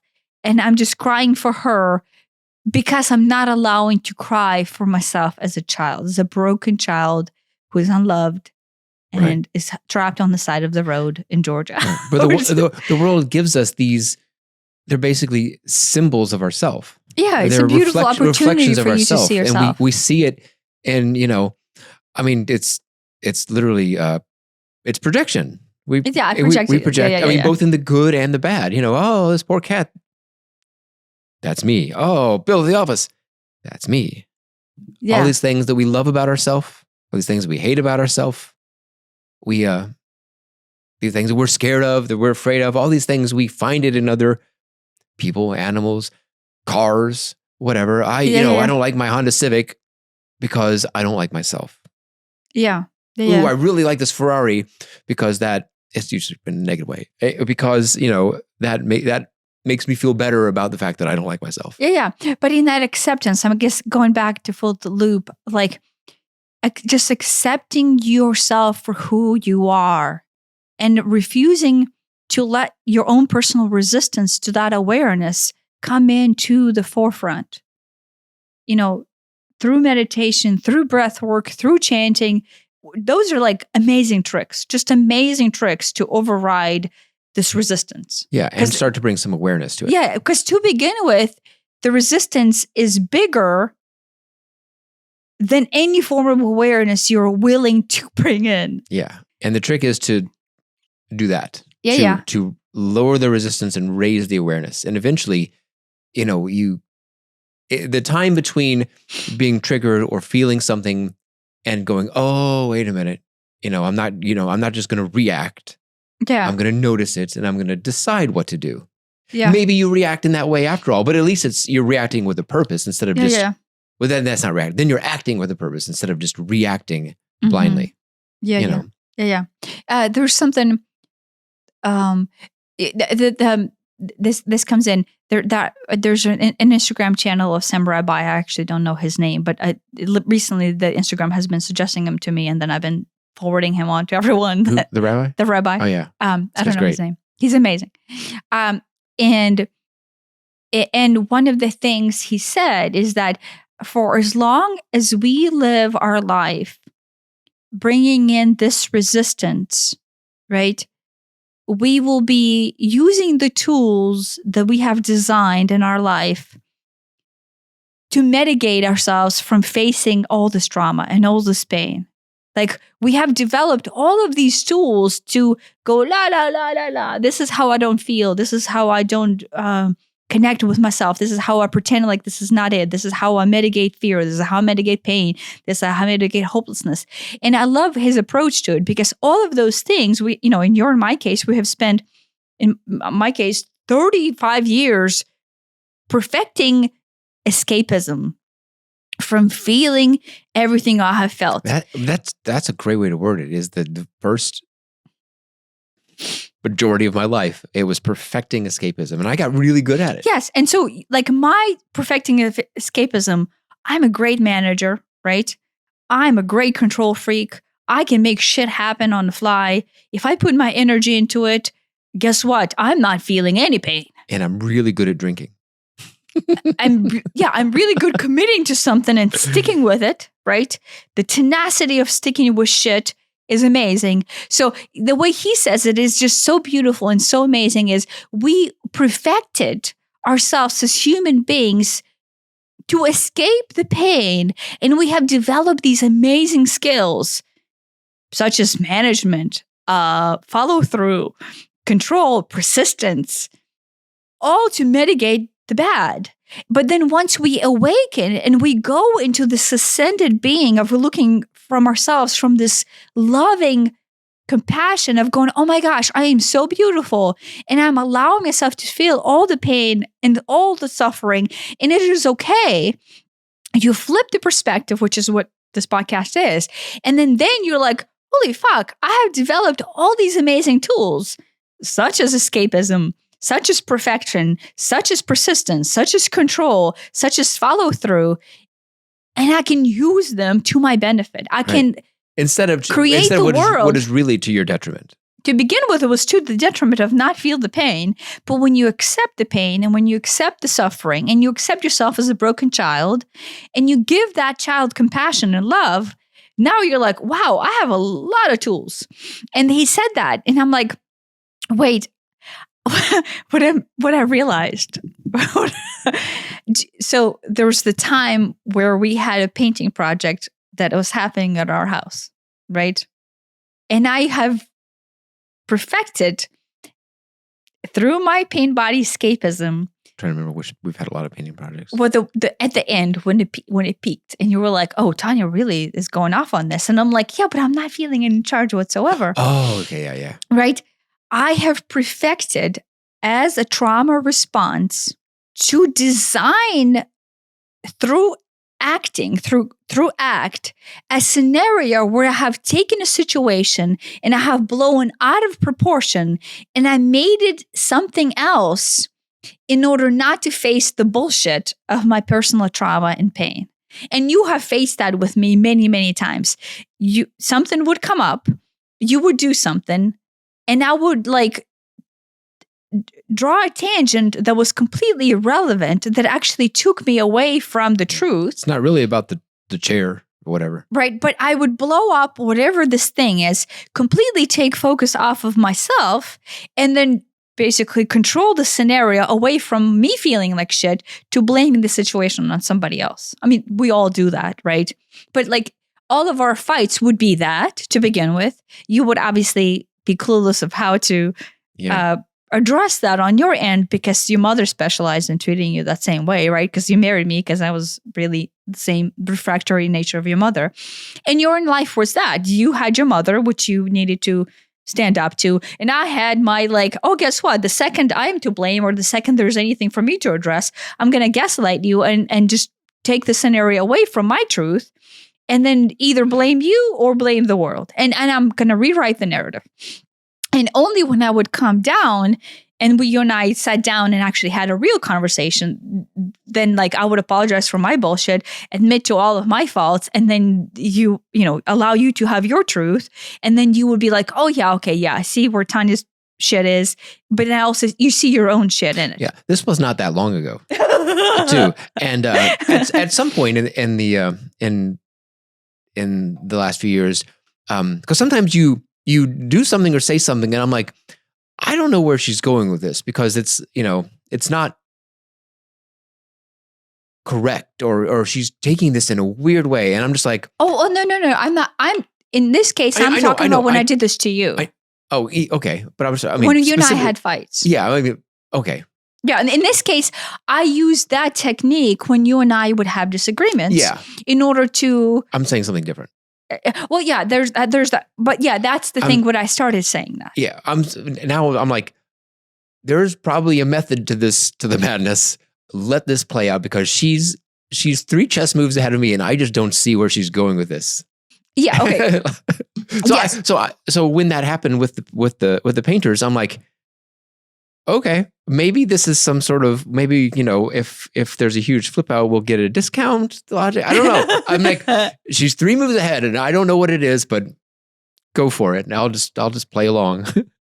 That's what I thought. Yeah. So at first it's like, calm down. This isn't a big deal. And then it's like, okay, run with it. And I'll follow your lead. Yeah. So I'm so because you do those things, and I'm like, I don't know where this is coming from, but yeah. So to begin with, there's 2 ways to address that. This is going back to maybe, but this is applicable to everybody. Everybody functions this way, especially women, and especially people who can calculate things out, which women usually are really good at it, right? To begin with, I get spiked, right? Like this is the honest truth. I get spiked prior to any awareness. The spiking is there as a trigger to a response, to a side response. So this is, we talked about for, 60 something podcasts before that. That's what it is, right?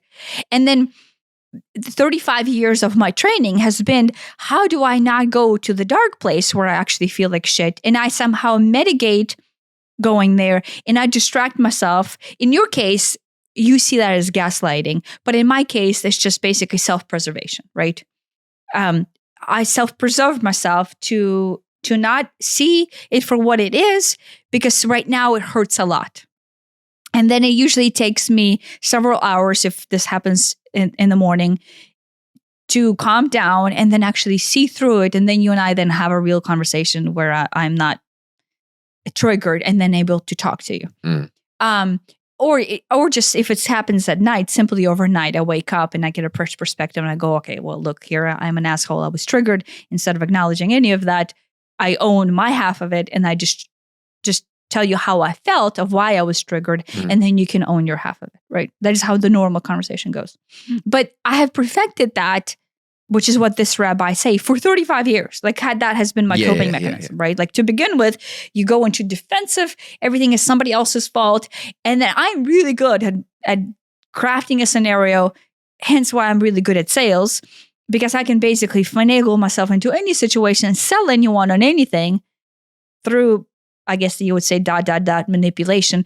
But if I'm using this skill set without the trauma, then it's not manipulation. This is just my skill set as a salesperson to be able to lay out the logical form for you to see why this is beneficial. Right. But a lot of people who have the deepest amount of trauma are really good at sales is because they had that skill set, but they perfected it because of their childhood trauma. Right. I mean, they were the salesman, right? Sales is a great, I mean, the logical thing is great because that works at some level, but then if you can have some sort of emotional component too, but those people to really help seal the deal. But yeah, those people who I became are really, really good at sales because the childhood trauma is tied into the emotional component. So they have the emotional component that they're able to nuance into the sales pitch and connect with the human being on a different level in order to sell anything, right? I mean,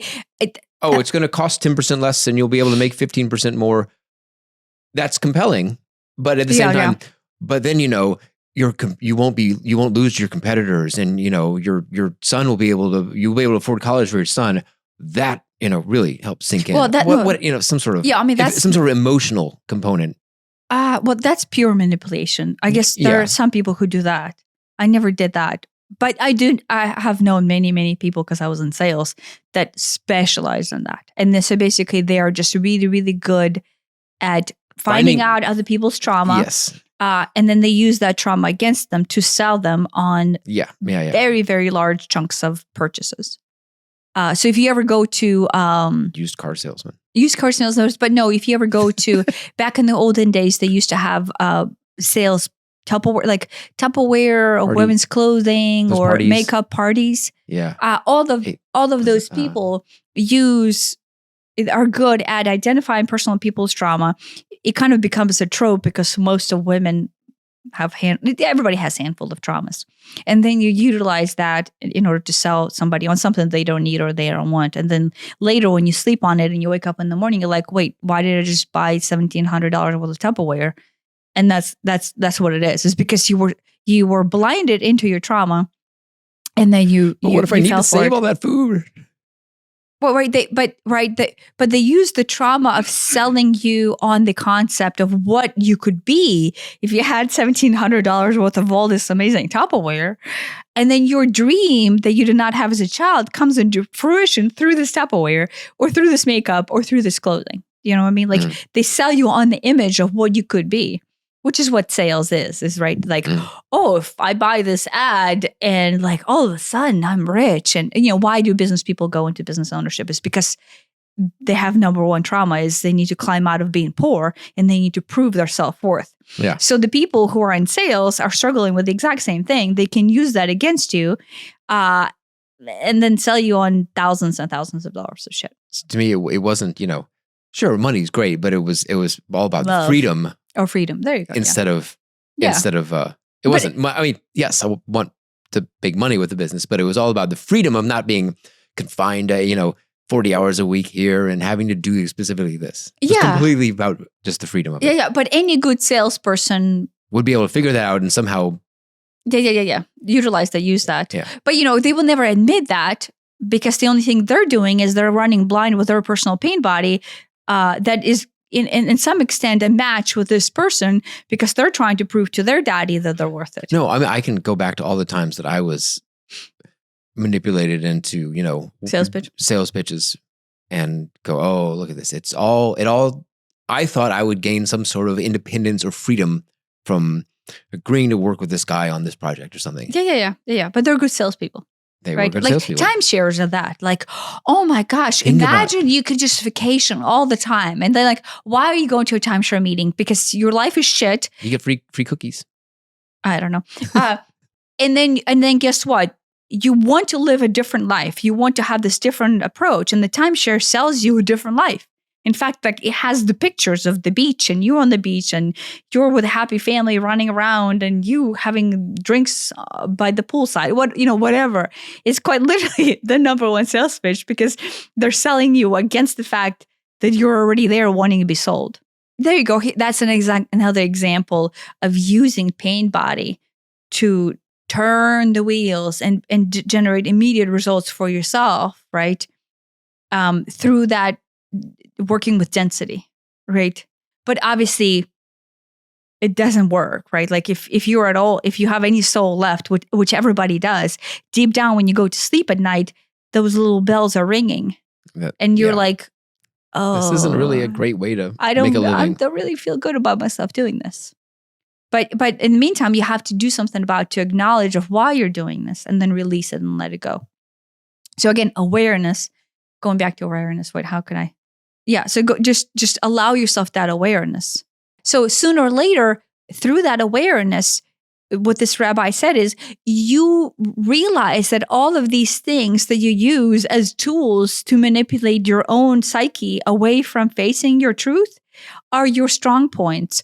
And what he says that you can use towards betterment of the humanity, right? Yeah. If I'm a good manager, if I'm a good salesperson, without the manipulation portion of things. If I'm just good at establishing rapport with people because I can connect to them and I can see the best in them and I feel the best in me, and we can come together through this symbiotic relationship of honesty and then work together to either build something or sell something or buy something or create something, that is an amazing skill set.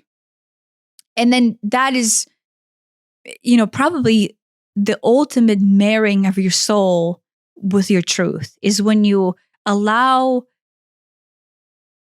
everything that you have used to run away from pain to be used for ultimate goodness. Right. However you choose to apply that, whether it's through working at the soup kitchen and just expressing your love for another human, or business skills, or donating money, or whatever it is, you feel that love because once you are up here, there's no other frequency than love and compassion for yourself and for your fellow humans. Yeah. Like I got into computers as an escape. Yeah. It's so obvious that I'm not happy with my life. I'm not happy that I feel like I have no control over my life. But man, I have complete control over a computer. It does exactly what I say. It doesn't necessarily do what I mean, but it does what I say. And I get really good at it. Yeah. And it's like, I continue to use that as an escape for the longest time, made a career out of it. Yeah, but you were very, very good because to begin with, you used the escape. I dove in to run away from the pain of the truth. Yeah. But when you face the pain of the truth and admit to yourself, guess what? This computer thing is just an escape. And then anytime I feel like I did not deliver something good to the client and the client complains about whatever software I wrote, it registers really, really deeply because all of a sudden it's a shot against my goodness because I literally used my computer software skills as a justification of why I'm so awesome and lovable. Yeah. And the second the client says, guess what? This is not working right. Instead of you going, let me see what's actually wrong with the software, you take it personally, right? Yeah.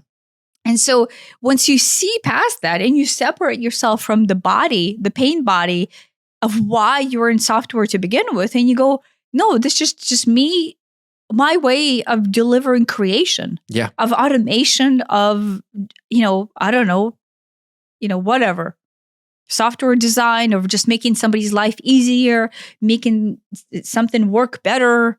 Once you release that, you still have the computer science and computer programming.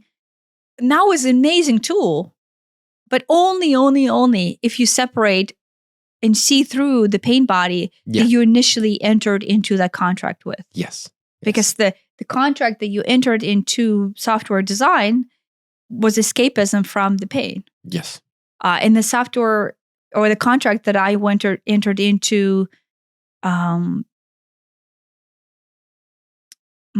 this is going to sound bad, but the essence of human connection was to mitigate the pain that I thought that this human can instill upon me, right? Mine is very deep and possibly You're really messed up. I know, right? Like I'm really messed up. Right. And so then I can see the human for what it is, just another human, and I can have compassion, and I don't have to be scared of every human that I face. It becomes honest instead of a deception of self and possibly others. Yeah, right. But to begin with, right, the only thing you can feel towards another human being when you face them with love is just their love. And anything they throw at you at some point just becomes this like, oh my gosh, I love you, despite the situation that you're in right now. And you can see through their own pain because you have compassion for yourself. And you can see like, okay, yeah, I mean, they might be suffering from the different affliction, but they're still suffering just like I was suffering.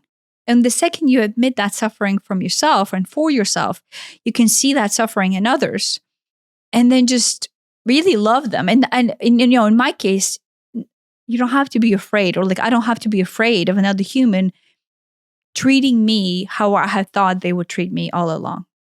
Right? And instead of just waiting for them to once again treat me and mistreat me and abuse me, I can just go, yeah, their behavior is bathed in their pain body, and I can just see through it, right?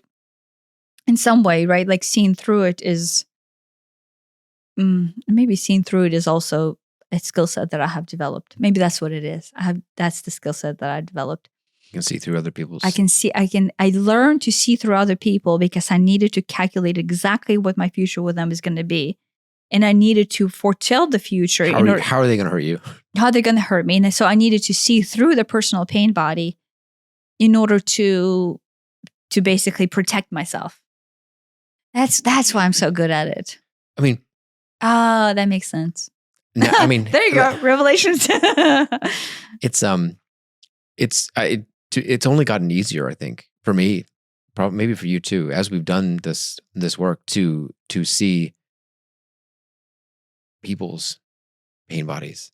Like I almost can't not do it now when I'm listening to a podcast or I'm watching a show or I meet, people. I'm like, it just happens, and it's almost, I don't know. It's great in that it helps. It really exposes people's motives. It becomes clear. Yeah. That's interesting. I mean, I'm obviously just now realizing this, but yeah, to begin with, when I first came into Earth, my first thought process is, oh my gosh, look, there's all these people who are functioning to begin with, I thought a weird space of being. Like I thought, I have said this before on the podcast, right? Like it is not out of love. It's not from here and then on dissemination down. And this is going back to my Syrian frequency that I can connect with, because they're just at the point of love and they're disseminating love down. And so everything is then perceived from up on down through the structural computation of the world. And when I first came, I was really confused because I'm like, wait, it is not from love and then the choice into experience. It's from like blindness and then mitigation of the experience. Like, yeah, trying to not have this experience. Yeah.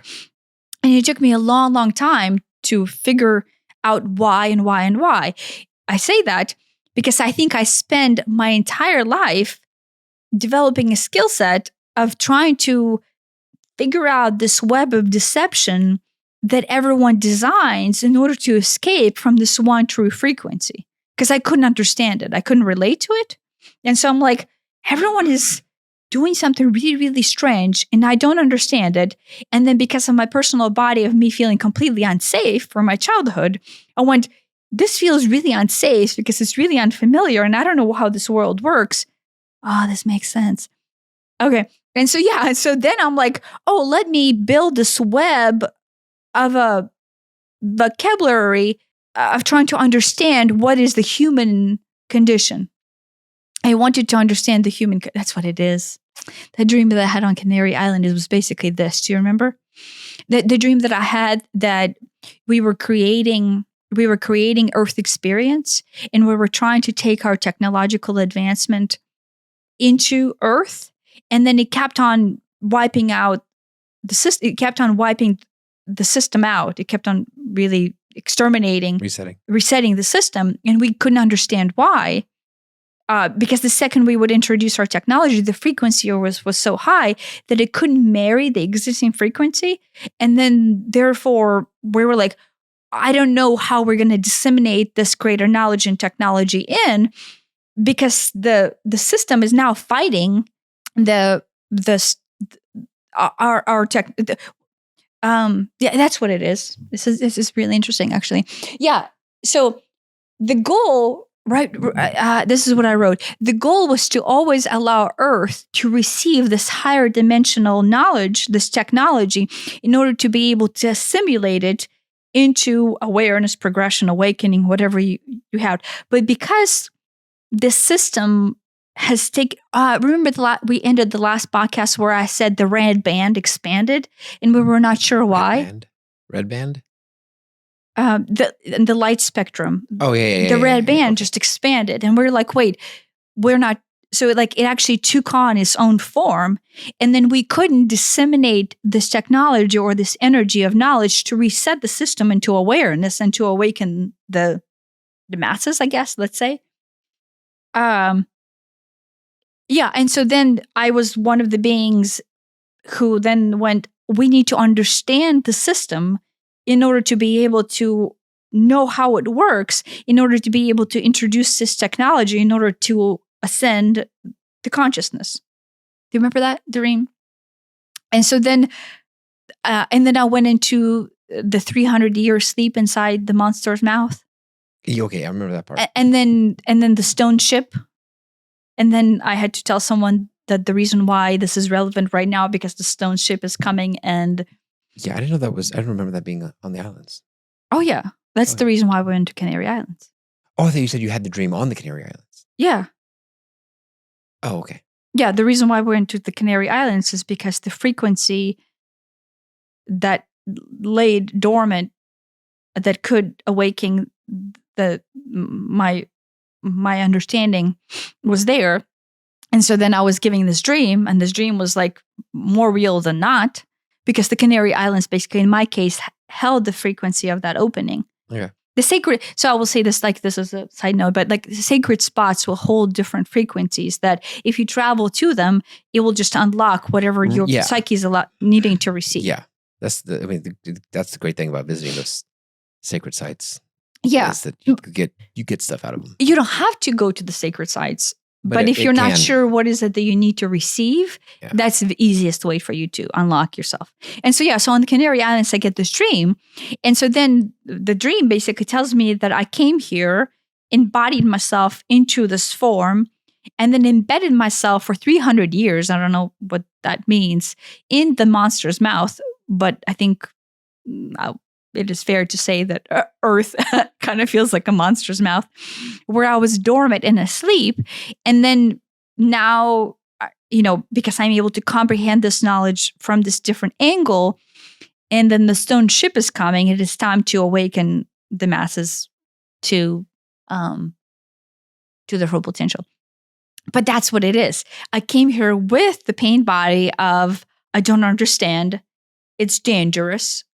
The being afraid of the dark and feeling completely unsafe and abandoned is like, I got to design a system that allows me to understand humanity from every single standpoint, because that is the only thing that can possibly keep me safe. And so then I go into the journey for 35 years of basically unraveling human condition. Right. You get to experience it. Well, I get to experience it all. I'm extremely good at reading people and cracking them down. And that's why most of the people are afraid of me, is because I just basically crack you down, and then most people can't handle that, and then they back away. Or also what happens to me is the second I enter into someone's system and I crack them down and I know exactly what their makeup is, I lose interest in them immediately. So that is why I keep on rolling through everybody. And it takes me a certain number of sessions with each person in order to completely assimilate their condition, take that on, draw a narrative out of their being, and then basically move on. Do you see what I mean? Move on from them as a learning opportunity for you? Yeah. Okay. Right. Yeah. And so then I just assimilate. I learned the human condition, and then I have perfected, I guess, that. It's just that. Through a very visceral pain body of, I got to know this. Because you're right, why else would somebody go exploring the human condition? I mean, it's in The Old Man. Remember when Jeff Bridges and the lady were sitting down talking, and it's basically almost a more 3D version of that. Learning about what it is that learning to read the other person, how they work. They're that's more from like an emotional point of view. Yeah, but in his case, he's a spy, and he's using that to infiltrate, and then CIA style. He teaches her, and she's got a knack for it. Yeah, but everybody has a knack for it because we have, especially those who specialize in the pain body of this is unsafe, and I don't know what the heck is going to happen to me. I got to keep myself safe. What's the best way to learn this? And then you're defensive. My tactic, for 35 years has been, I have to know the human condition and be able to read someone on the spot, be able to use that knowledge against them, and then get what I want on it. I mean, in the end, it's everybody feels unsafe, and it's just figure out what particular flavor of unsafe it is that really hits home with them. Everybody feels unsafe to some degree. Sure. It all mostly boils down to unsafe. Yeah. Is it unsafe financially? Is it unsafe in love? Is it unsafe, in appearance? Is it there's where does it hit? But it's unsafe in some way. Yeah, but what Jeff Bridges' character was talking about from that standpoint was he was utilizing basically that skill set, and the reason why the lady was so good at it is because she developed it. Because, right, like what the show did not talk about, but like she already felt that when she married into her husband's family, right? Mm-hmm. And so like she developed a knack for it. She called it a knack for it because it's interesting. You develop it as a defense mechanism. Yeah. But Jeff Bridges referred to it as the darkness within. And then she referred to it as the darkness within. And so the show spent time contemplating this idea as whether or not it is a darkness. And then her character was there to introduce the aspect of it like, no, that is a coping mechanism that you use to survive. And, as an FBI or CIA agent or whatever the heck he was, that is the skill set that he used. And it felt like darkness because he used it for the dark. Do you know what I mean? Because, I guess I had the FBI guy who was trying to recruit me into FBI. Now I realize what that works. Is because he saw that nature. I came into his office at the time. He was a retired FBI agent. He was an attorney. And I basically infiltrated myself into his psyche. And he's like, oh, you'd be good at this. And he's on the FBI agent's end. And he's like, oh, look, she just did that without even realizing it. We can utilize this skill. And so FBI kind of recruits people who are already fucked up in their mind, like I was, who already have the skill set predetermined. Mm-hmm. Like to some extent, we possibly know someone who is, undercover, though, right? That's why, right? Because you're blind to it, but you have developed this as a tool. And in fact, a lot of them become this very charismatic and nonchalant people to where like, oh, they just joke around and everything. But it's a big act. Right? You're putting on this big act. So the act, you become a great actor. A lot of actors are, I guess, kind of, good actors through their pain body, right? Like most of the good actors are good there because they had to act a certain way in order to cope with the pain body of their childhood and in order to make it seem like they were okay. Yeah. So no, we have a lot of talking to do. I love how at the end of a podcast, I go through some great revelation and discovery of why things make sense. So yeah, awareness. That's why we do it. Awareness, right? And yeah, but that's the thing is if I'm not willing to face that within myself, you would see this as darkness, right? But if you accept that and go, oh my gosh, poor me, this is what I had to cope with. Not like poor me and then everybody else is the bad guy. No, just there's no bad guys. I saw the world as bad. This is the tool that I developed. And now if you ascend up and you're in that form of love and you're able to utilize the skill set, is that you can just awaken to the full potential of you, which is right. Like the goal of coming here is just to do that.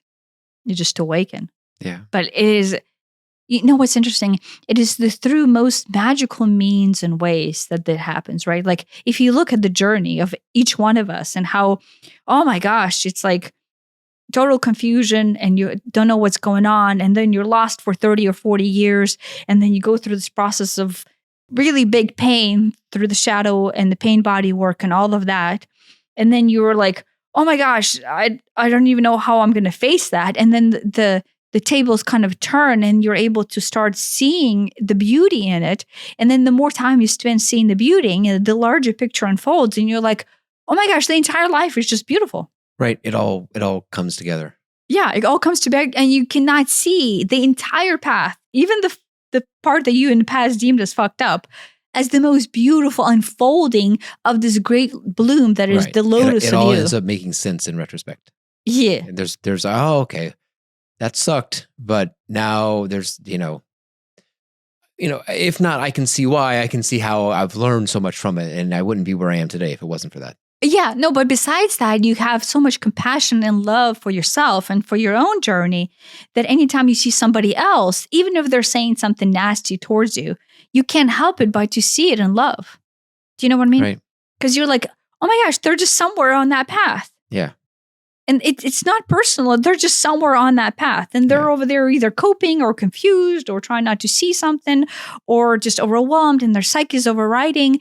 And if you just see everything from that standpoint, like it's just love. It is pure love. Yeah.